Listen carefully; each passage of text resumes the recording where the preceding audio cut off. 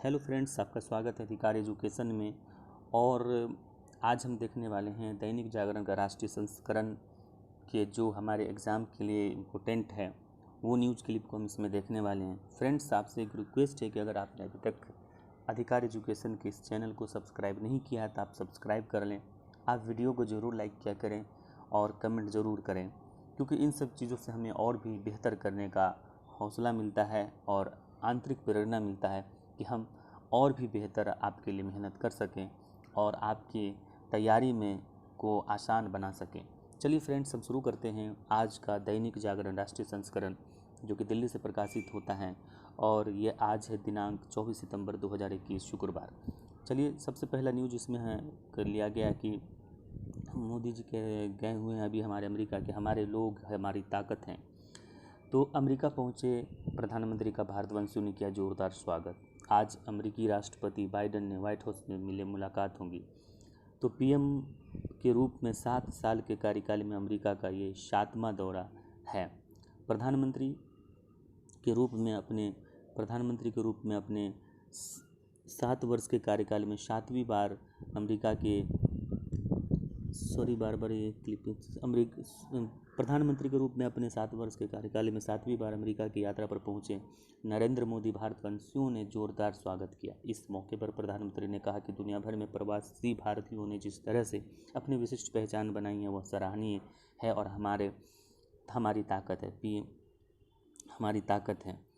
PM Modi बुधवार को जैसे ही Washington and White House air force पर उतरा, बाइडेन प्रशासन के वरिष्ठ अधिकारियों ने अमेरिका में भारतीय राजदूत तरनजीत सिंह सिद्धू ने, आपको याद रखना कि अमेरिका में जो भारतीय राजदूत है वो है तरनजीत सिंह सिद्धू ने उसको स्वागत किया। सुबह से ही भारी बारिश हो रही थी, यानी कि आप कह सकते हैं कि वहाँ हमारे पीएम मोदी का जो है बारिश ने भी स्वागत किया।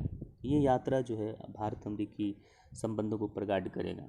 और उसके बाद हम देखते हैं कि जब डीजल जनरेटर के लिए उत्सर्जन नियंत्रण करना अनिवार्य किया है। देखिए, दिल्ली प्रदूषण नियंत्रण समिति ने राजधानी में 125 केवी से अधिक क्षमता वाले डीजल जनरेटर की उसी उपयोगिता को अक्टूबर के आखिर तक जनरेटर में उत्सर्जन नियंत्रण करने लगाने का आदेश दिया है।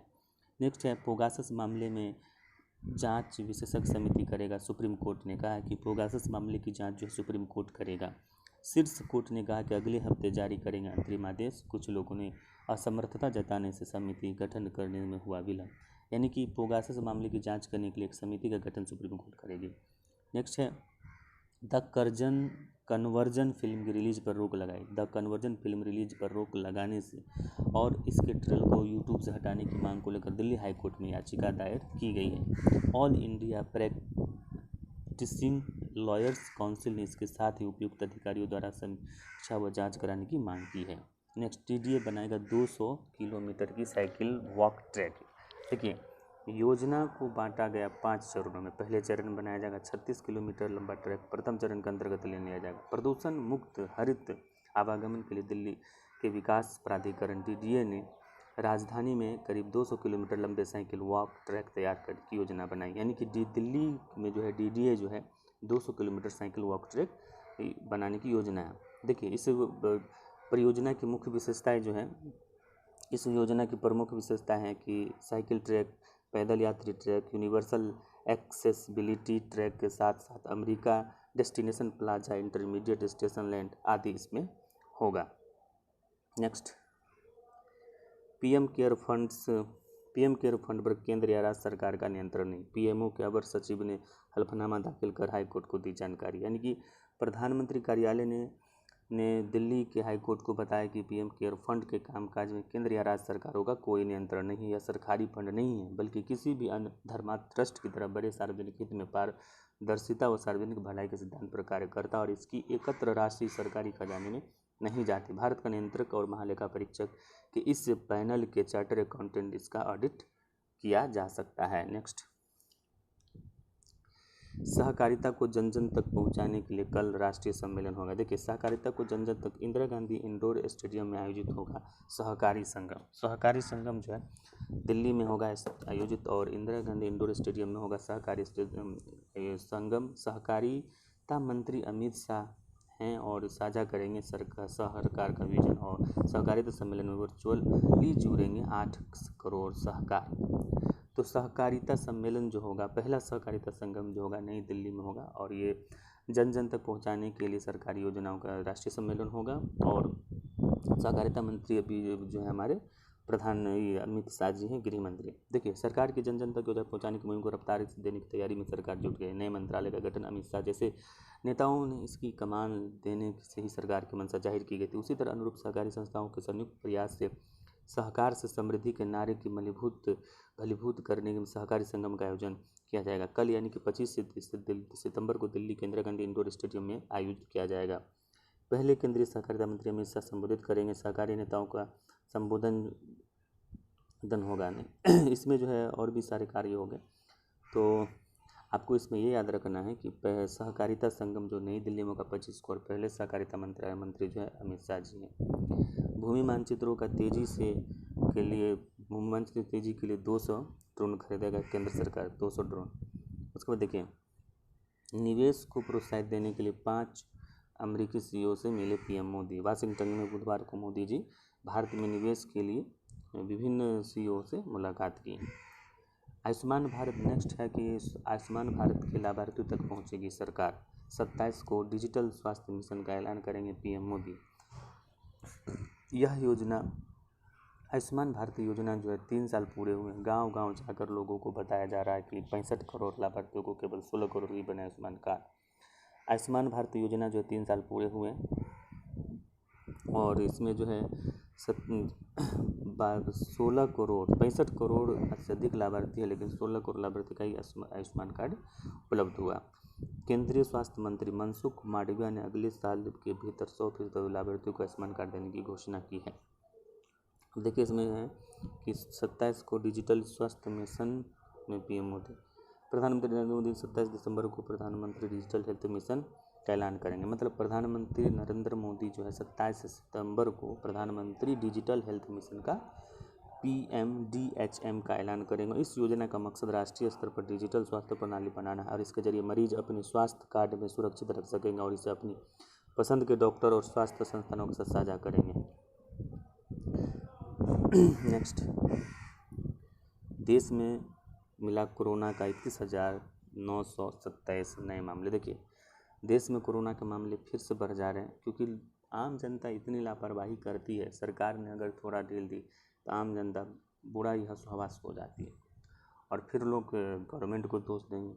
हमें जब भी बाहर ज़रूरत होने पर ही निकलें, अपने टाइम को सेव करें, उसको अन्य ज़रूरी कार्यों में लगाएं इस वक्त को, और जब भी निकले बाहर मास्क ज़रूर लगाएं, भीड़ भाड़ वाली जगहों पर जाने से बचें। नेक्स्ट, देश में लेह में पहला हिमालयन फिल्म फेस्टिवल आज होगा। लद्दाख में पर्यटक को बढ़ावा देने के लिए लेह में शुक्रवार को पहला हिमालयन फिल्म फेस्टिवल शुरू हो रहा है। केंद्रीय सूचना एवं प्रसारण एवं खेल युवा मामले के मंत्री अनुराग ठाकुर इसका उद्घाटन करेंगे। नेक्स्ट, 5 दलित बच्चों को 6 माह तक मुफ्त दूध देने की शर्त पर जमानत। बहुत ही अनोखा है। बिहार के मधुबनी का है, झंझारपुर का न्यूज़ है ये, कि बिहार के मधुबनी जिला के अंतर्गत झंझारपुर में ADG अविनाश कुमार ने अदालत ने गुरुवार को एक बार लीक से हटकर निर्णय दिया। रंगदारी व मारपीट के आरोपियों को कोर्ट ने 5 दलित परिवारों के बच्चों को 6 माह तक आधा लीटर दूध देने की शर्त पर जमानत दी। बहुत ही अनोखा है। इसी को बोल सकते हैं कि ये जो है सोशल जस्टिस के आधार पर किया गया, ताकि इससे एक मैसेज भी जाए और समाज में बदलाव आ सके।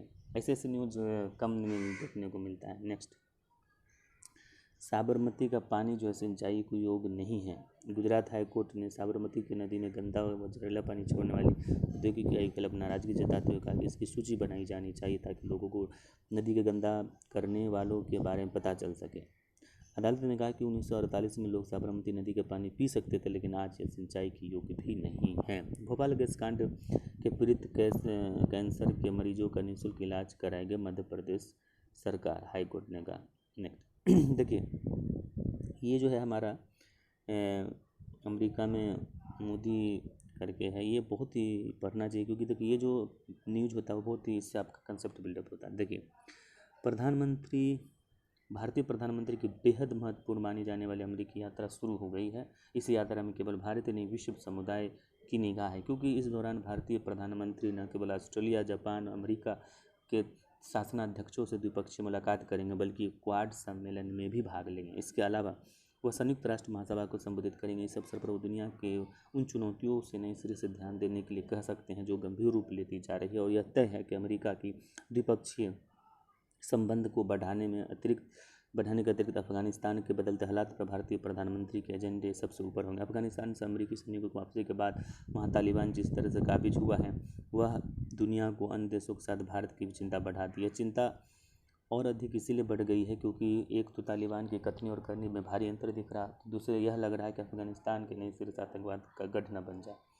वहाँ से जो संकेत मिल रहे हैं इसीलिए अच्छे नहीं हैं क्योंकि पाकिस्तान के प्रोबल अब तालिबान न तो खुद को आतंकवाद से अलग करता दिख रहा है और नहीं ड्रग्स के कारोबार से। बीते दिनों भारत में अफगानिस्तान से आई हीरोइन की बड़ी खेप पकड़ी गई, जो इसके पीछे तालिबान का हाथ माना जा रहा है और पाकिस्तानी खुफिया एजेंसी ISI का भी। यह जितना भारत के लिए आवश्यक है वो कि वह अफगानिस्तान से उभरते खतरों के प्रति अमेरिका को सावधान करे, उतना ही अमेरिका के लिए भी जरूरी है कि वह इन खतरों से निपटने के लिए सजग रहे। यह अभ्यास होना जरूरी है कि अफगानिस्तान ने अपनी सेनाओं को बुलाकर उसे एक नया संकट खड़ा करने का काम किया है। भारतीय प्रधानमंत्री और अमेरिकी राष्ट्रपति के बीच आपसी चर्चा में अन्य बहुपक्षीय मसले पर भी चर्चा केंद्र में होंगे। वे कोविड महामारी से उपजी चुनौतियों और चीन का अतिक्रमणकारी रहेगा। भारत और अमेरिका के लिए आवश्यक है कि वे चीन पर आर्थिक निर्भरता कम करने का प्रयास साझा करें, चूँकि चीन इससे भी विश्व समुदाय को दिशा दिखाएगी। चूँकि चीन के अतिक्रमणकारी रुख को अमेरिका भी देख सक रहा है और इसके खिलाफ ठोस कदम उठा रहा है। इस मामले में राष्ट्रपति बाइडेन को वैसे तो तेवर दिखाने की ज़रूरत है जैसे उन्होंने सत्ता में आने के पहले दिखाए थे। इसी के साथ भारत को यह भी सुनिश्चित करना होगा कि चीन के खिलाफ आकस संगठन तैयार होने के प्रतिकूल असर क्वाड पर न पड़े। अब देखिए, इस न्यूज़पेपर की खासियत है कि एक इस तरह से उड़ दिया जाता पॉजिटिव चीज़ जो अध्यात्म जुड़ा होता है, चरित्र निर्माण। देखिए, किसी भी व्यक्ति का चरित्र निर्माण बहुत इंपॉर्टेंट होता है। उत्तम चरित्र व्यक्ति की सबसे बड़ी संपदा होता है। चरित्र से ही व्यक्तित्व का आकार बढ़ा है और चरित्र मन को उज्ज्वला करता है, जीवन को संवारता है और चरित्र के प्रभाव से ही लोग मित्र बनते हैं, सुख संपत्ति मार्ग खुलते हैं। संसार में मनुष्य के पास यदि सभी साधन हैं परंतु आदर्श चरित्र नहीं है तो सब व्यर्थ है। एक बौद्ध कहावत है कि विचार से कर्म की उत्पत्ति होती है और कर्म से आदत की उत्पत्ति होती है और आदत से चरित्र की उत्पत्ति होती है और चरित्र के से आपके कर्म फल की उत्पत्ति होती है। व्यक्ति को योग्यता की वजह से सफलता मिलती है और चरित्र से उसकी सफलता का संरक्षण संभव है। जो व्यक्ति अपने चरित्र को नहीं निखारते उन्हें की सफलता स्थायी नहीं रहती। रावण और कंस आदि पराक्रमियों के पास अपार शक्ति है परंतु उनका चरित्र आदर्श नहीं था, इसी कारण समाज उनका तिरस्कार करता है। वस्तुतः वन धन और बहुबल से कहीं अधिक महत्वपूर्ण चरित्रवान बनना, इसलिए जीवन में चरित्र को सुधारना ही मनुष्य का परम लक्ष्य होना चाहिए। हम चाहे किसी भी क्षेत्र में सक्रिय हों, हमें चरित्र को बनाकर और बचाकर रखना चाहिए। निष्कलंक और चरित्र निर्माण की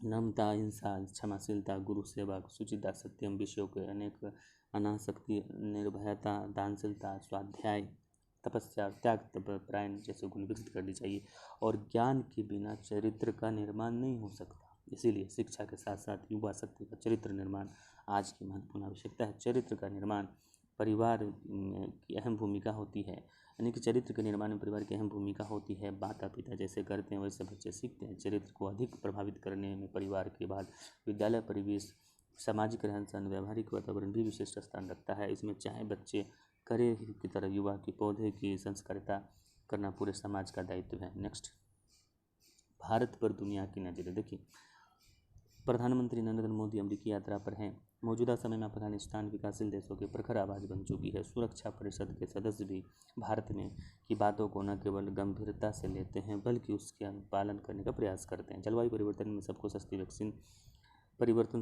वैक्सीन की उपलब्धता, गरीबी उन्मूलन समेत महिला सशक्तिकरण और आतंकवाद जैसे तमाम मुद्दों पर भारत की राय काफ़ी प्रशंसनीय रही और अमेरिका इसी दौरान क्वाड देशों के नेताओं की मुलाकात सुनिश्चित है। खास है कि अभी क्वाड सहयोगी के साथ भारत 2+2 वार्ता पहले ही कर चुकी है। इसके अतिरिक्त भी और भी है। नेक्स्ट, जाति की राजनीति में बढ़ाने वाले कदम। देखिए, डॉक्टर राजेंद्र प्रसाद ने कहा था कि संविधान पढ़ाएगी। तो फ्रेंड्स, ये आप पॉज करके आप इसको पढ़ सकते हैं। फ्रेंड्स, आप इसे ज़रूर लाइक कीजिए, सब्सक्राइब कीजिए ताकि मेरा हौसला बढ़ सके। आपको वीडियो देखने के लिए धन्यवाद।